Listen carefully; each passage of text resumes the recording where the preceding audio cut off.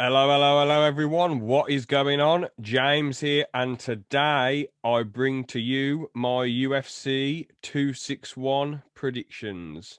Let's get into this then. First fight is Anthony Lionheart Smith versus Jimmy Crute. Let's get into this then.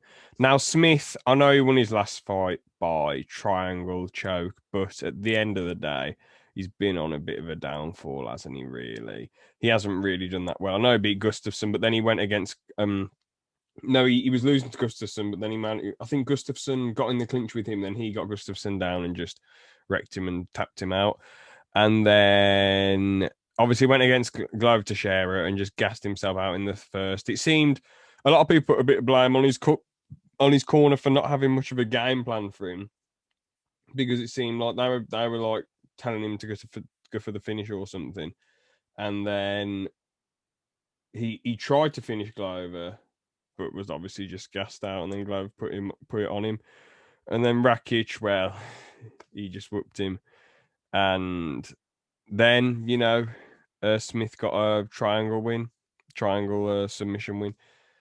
But the thing is, Jimmy Crute is young. I mean, actually, I was going to say, right, Smith is still quite young, 32, and he's had so many fights. It's unreal. But I just think to myself, he should have just not continued against John Jones. He should have just been like, oh, man, no, I'm too hurt. I mean, Aljo, I know the illegal knee that was done to Aljo was way worse, but Aljo, didn't continue, and it's worked out all right for him. If Smith just didn't continue and it had been a DQ or even a no contest, he would have got the rematch and more money, and there would have been a lot more talk about him. But instead, he's Lionheart in. And the thing is, I'd understand this if you're like a really young person, but he's got a family. Why didn't he just give up and either have a no contest or have the belt wrapped around him? Because John Jones is the one that fucked up at the end of the day. He's the one who hit a downed opponent. Same with Petrion, knee and Aljo in the face. They're the ones who messed up. So yeah, at the end of the day, with the fight game, I know they do it because they love it, but it is about looking after your family too. And Smith probably should have just, given up and got the DQ win, because to be honest, like, no one's talking about him now, are they? And he's probably going to get destroyed by Jimmy Crute. I mean, all Smith has over him is the grappling edge, really. Crute's better everywhere else, younger, more hungry. 2 first round finishes, 1 by submission and 1 by KO. Absolute beast. So I think, Crute probably gets a second round KO. So next fight, Uriah Hall versus Chris Weidman. Now, Uriah Hall, people going about him. Oh, he knocked out Silva, blah, blah, blah, all this stuff. Bro, he lost the first 2 rounds. And then in the fourth, literally, Silva just went, come on! And then got clipped and then got knocked out. And it's like, if Silva did this, it seemed like he sort of wanted Uriah to win, because he probably thought, oh, I can't be asked. I'm just going to run at him. And then got clipped. And it's like, what the hell? Why did you do that for? And the thing is, I know it's Taylor's oldest time, but Uriah Hall, he's just too much of a nice guy. He ain't a finisher. And anyone who Weidman has got dropped by or beat by has been good competition. I mean, Yoel, quite a brutal finisher.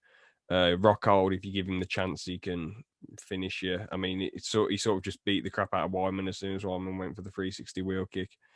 And then what's his name? Gegard moved Saucy. That was Weidman was winning, but he got unlucky and knee in the face. There you go. You could have argued he was winning the Rockhold one too, but yeah, he got hit with those knees. He thought, and the ref thought was illegal, so that was a bit of a weird fight. But then they gave it to Gegard by TKO, and obviously against Gaslam he got dropped, but then he managed to get the win. Against Jacare, he was winning that fight and then got clipped right at the end. And against Reyes, yeah, got finished, got absolutely brutalized. And then he fought some other dude who actually submitted Tom Breeze in the first round. So, you know what? The fact that he beat a dude who then went on to submit Tom Breeze, you got to think to yourself. And Weidman did take a little bit of damage in that, but he won. He was wrestling the bloke quite well. So you've got to take that as Weidman still got it. He beat a pretty decent middleweight who was also, I'm pretty sure, undefeated at the time. And Weidman had lost 2 in a row. Well, he nearly lost bloody 6 in a row because you think Rockhold, Romero, Gegard, pretty much nearly lost to Gastelum, but was saved by the bell. Lost to Jacare, lost to Reyes. I mean, man, it's just he should have really retired after the Gastelum one. Just sort of thought to himself, oh, let's go out on a win. But nope, he wanted to continue. But then he should have retired after the Jacare one because the problem is, even if he wins this, he's going to take some damage. So, but I still think he's going to win. I mean, the first fight, Weidmen took, I know it was like in 2010 or 11, but Weidmen took Uriah Hall down and beat the crap out of him. So, can I see it going that way in this one? Maybe. You know what? Uriah Hall, it doesn't seem like he deals well with wrestlers, does he really? So, I think Hall, he'll probably go exactly like the first fight. TKO on the floor, second round for Chris Weidman. Chris Weidman gets the win, in my opinion. I know. And the thing is, right, Shoeface was controlling Uriah Hall a little bit. If Shoeface is able to control you, then Weidman, well, a bit. Weidman's going to bloody absolutely have his way with you, isn't he? So, yeah, that's my opinion. I think Weidman gets this done by second round TKO. Now on to Valentina Shevchenko versus Jéssica Andrade. Now, this fight is pretty damn cool. I mean, Andrade always puts on a show, whether it's win, lose, or draw for her. She always puts on a show. I know she just comes across as a massive brawler, really, doesn't she? So, yeah, she comes across as a massive brawler, but she's got skill at the end of the day. She's the only female fighter to have wins at bantamweight, flyweight, and strawweight. The only female fighter, and that is quite an achievement. You have to have some skill. You can't just be a brawler at the end of the day. I know she uses a lot of strength, but at the end of the day, she uses it to her advantage. She doesn't just empty the gas tank straight away, does she? And she beat Caitlin Chikagian, who's like the number one flyweight at the time when she beat her.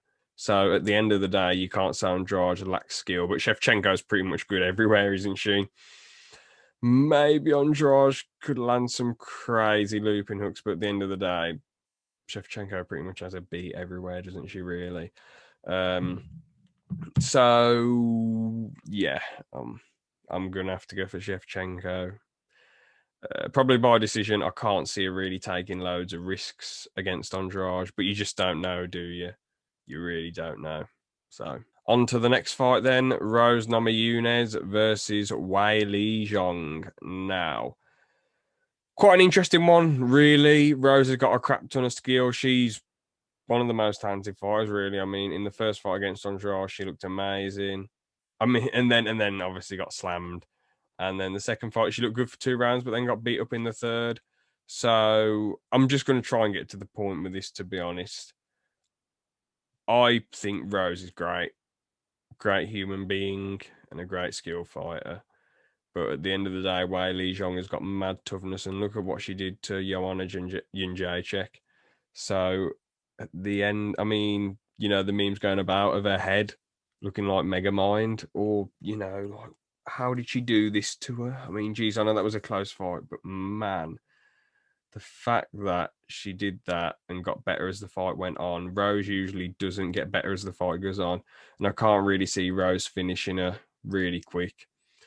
So I'm going to have to go for Weili Zhang, 5th round TKO win for her. Maybe unanimous decision. I don't know. Rose might play cards right, but yeah, I just think Weili Zhang has got this, to be honest. Now on to the main event. Kamura Usman versus Jorge Gamebred Masvidal. I mean, what is the point of this now? Let's be real.